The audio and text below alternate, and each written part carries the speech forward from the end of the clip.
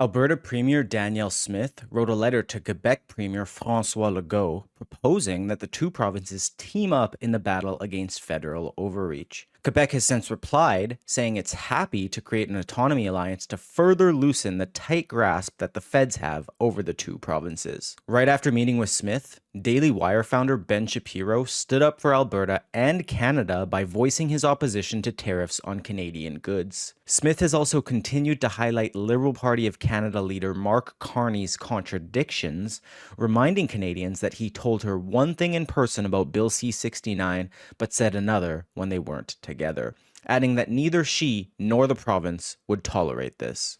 Ending on a good note, though, Smith celebrated the recently announced tariffs and that the United States have seemingly respected CUSMA by not putting a tariff on the majority of goods sold into the United States from Canada. All that and more on the Alberta Roundup today with your host, me, Isaac Lamoureux. Let's hop into that first story now.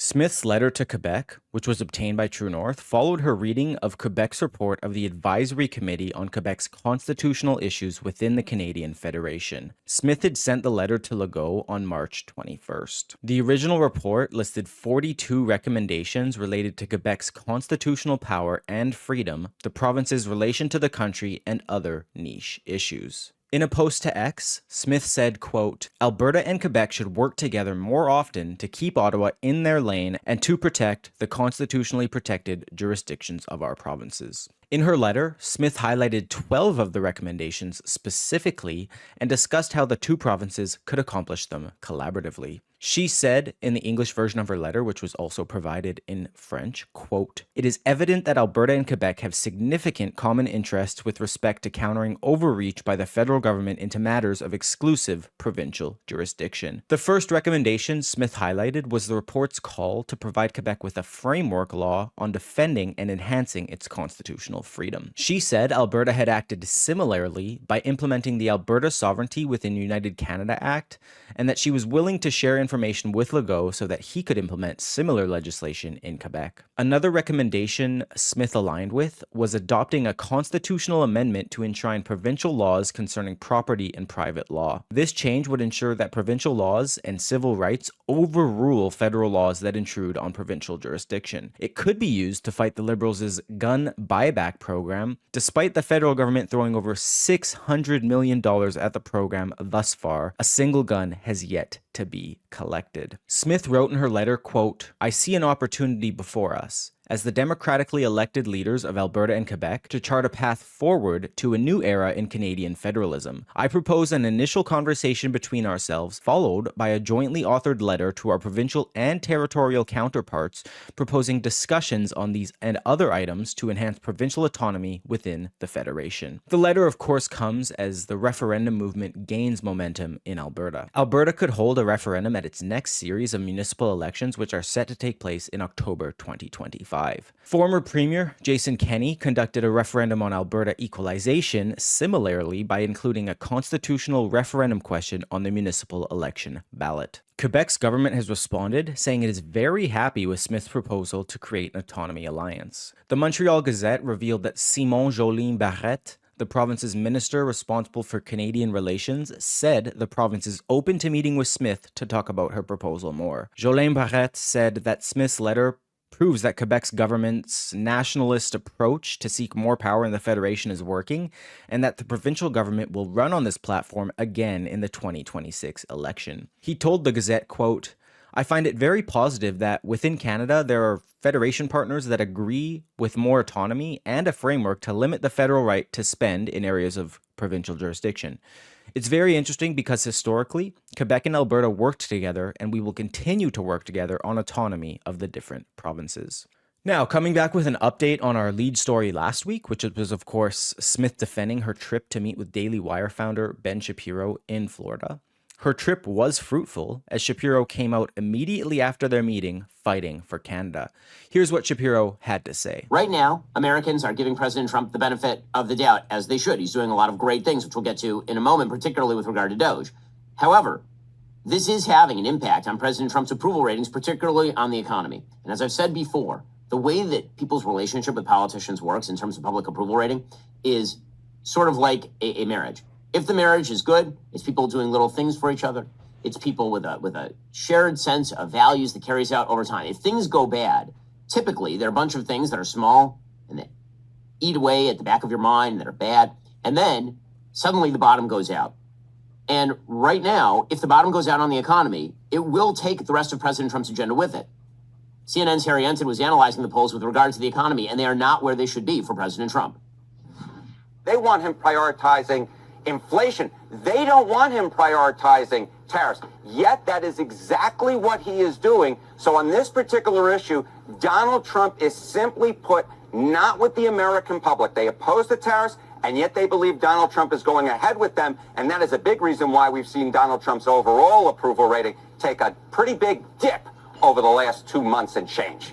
Okay, so again, President Trump is still riding pretty high, but all of that is predicated on no serious economic downturn, and there's no reason for this. Smith celebrated the result of her work in her own post to X. She said, quote, "I am pleased to see that the day after I spent the evening speaking with Ben Shapiro about the importance of maintaining a tariff-free relationship between Canada and the US, he posted this podcast for millions of his Republican and influential viewers to see. While we may not agree on everything, we share the same message on this tariff dispute. It is bad for Canada, and it is bad for the US." She highlighted that common ground that was found, that being that the tariff war is bad for both countries.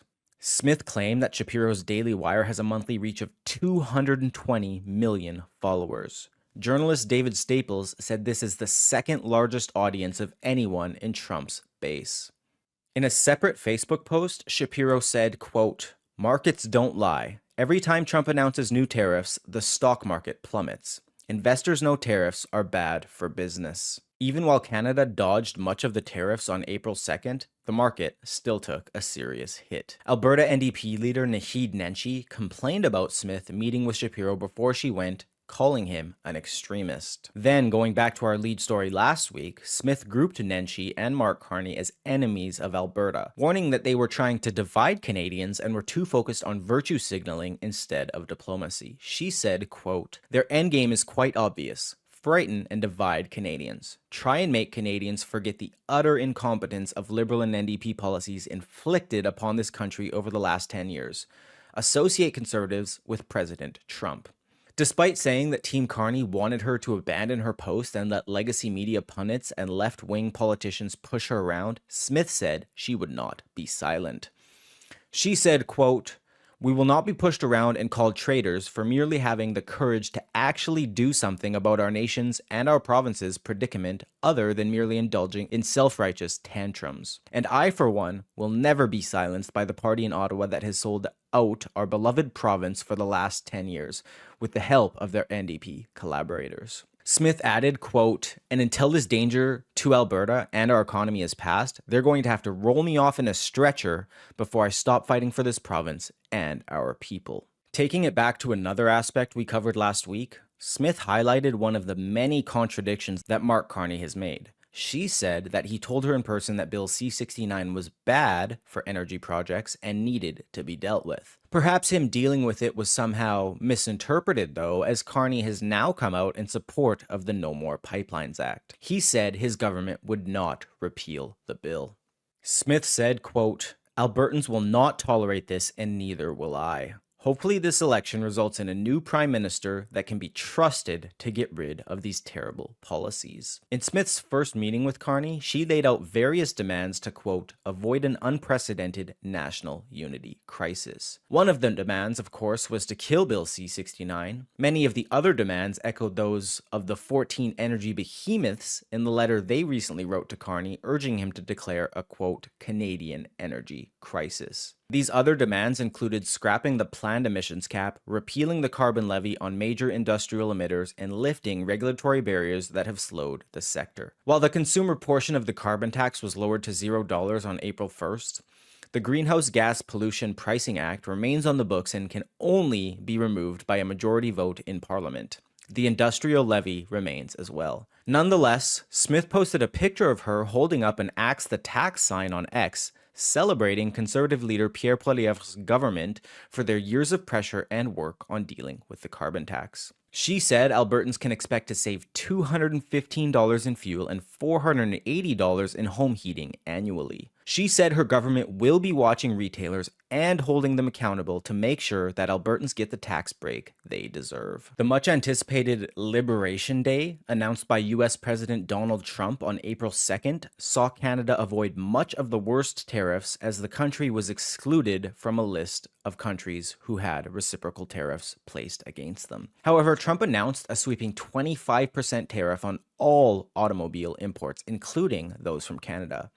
Trump said, quote, "For decades, our country has been looted, pillaged, raped, and plundered by nations near and far, both friend and foe alike. American steelworkers, auto workers, farmers, and skilled craftsmen, they really suffered gravely. They watched in anguish as foreign leaders have stolen our jobs, foreign cheaters have ransacked our factories, and foreign scavengers have torn apart our once beautiful American dream." Canada is also still subject to a 25% tariff on steel and aluminum. However, a carve-out for all goods previously negotiated under CUSMA was granted. Smith said that the CUSMA carve-out is exactly what she's been asking the US administration for during her months of negotiating. She added this means that most goods will have no tariffs, such as energy, minerals, agricultural products, uranium, seafood, and more. Smith said, quote, "I again call on all involved in our national advocacy efforts to focus on diplomacy and persuasion while avoiding unnecessary escalation. Clearly, this strategy has been the most effective to this point." She added, quote, "As it appears the worst of this tariff dispute is behind us, though there is still work to be done, it is my sincere hope that we, as Canadians, can abandon the disastrous policies that have made Canada vulnerable to and overly dependent on the United States.